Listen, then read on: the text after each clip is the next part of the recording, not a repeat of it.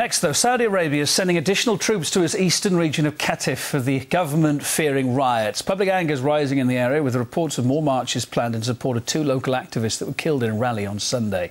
The demonstration was in response to the violent arrest of a prominent Shia cleric. The deaths brought tens of thousands out onto the streets of the city of Qatif for marches that have continued throughout the week. Discontent's fuelled by a lack of political and civil freedoms and ongoing detentions of dissidents. That clampdown's been ignored, though, by the West largely, which unconditionally supports the regime. Let's speak to Dan Glazebrook. He's a political analyst from the UK. He's joining us on the line live now to get some thoughts about it. Hi, Dan. Why the need for the army to be deployed in a place where, what we've seen so far at least, were unarmed protests?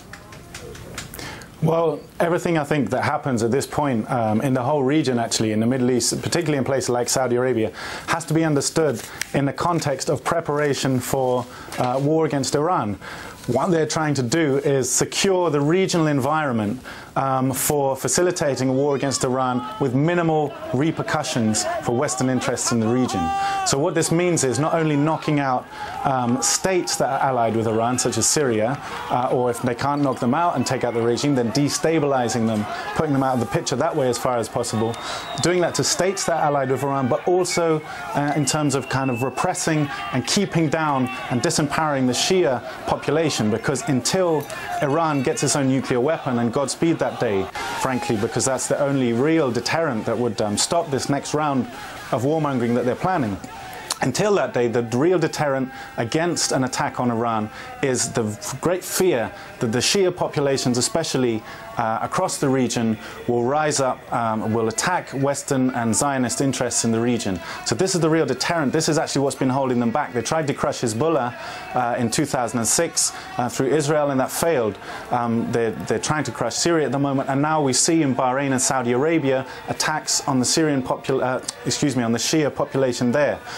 So this is why the army's been sent in my view. This is trying to prevent the Shia from being in any position to weaken the Shia, to prevent them being in a position to respond effectively in solidarity with Iran in the event of an attack on that country. Sir, it's a complicated picture here. How does this tie in then with the Saudi government accusing Iran of being behind the arrest, of the unrest, rather?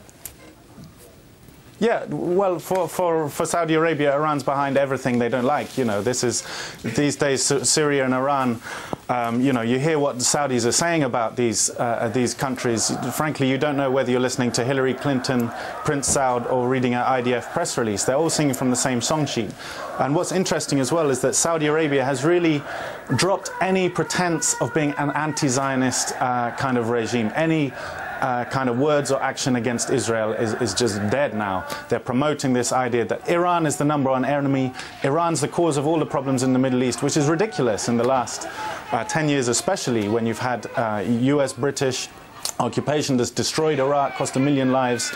You know, you've got this destabilization process in Syria, in Libya. Libya's left in a mess with racist lynch mobs running around, marauding, attacking the place, and then say, oh, Iran is the cause of all our problems. Iran is actually the last strong regional independent power in the Middle East.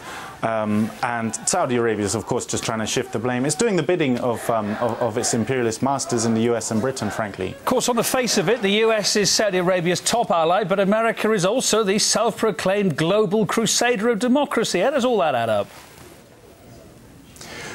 Well, it adds up, really. I mean, in the picture that I've shown, there's no love of democracy. We've seen that all over the Middle East. Frankly, it's only a few totally deluded people in the West, really, that believe Western foreign policy in the Middle East has anything to do with supporting democracy. Saudi Arabia is a monarchical dictatorship. Bahrain's a monarchical dictatorship. If you look at what's happening in Syria, even the Syrian peaceful opposition themselves, who started the peaceful protest movement, groups like the National Coordination Committee, themselves are saying, look, we don't support the Free Syrian Army, we don't support the Syrian opposition in exile, the Syrian National Council. They've withdrawn any support they might have had for these groups, because even they see that these are actually just tools of foreign powers trying to subvert, destabilize and take over Syria. So even the Syrian opposition don't actually support what the West is supporting, even in Syria, under the guise of democracy. So it's not about democracy, it's about divide and rule. You know, remember the Saudi Arabians it's a regime created essentially by the British state. And why was it created? Why were the Sauds put in power? Because of their sectarian attitude within the Islamic community. They would much prefer Sunni and Shias divided than united against them. And especially since the united opposition against the occupation of Iraq, they've tried to sow discontent there. They're trying to sow it elsewhere as well. Dan, we could talk really about this all night. I'm afraid time's against us. So is on news channels, isn't it? Okay. Dan Glazebrook, independent political analyst from the UK. Thanks for your thoughts.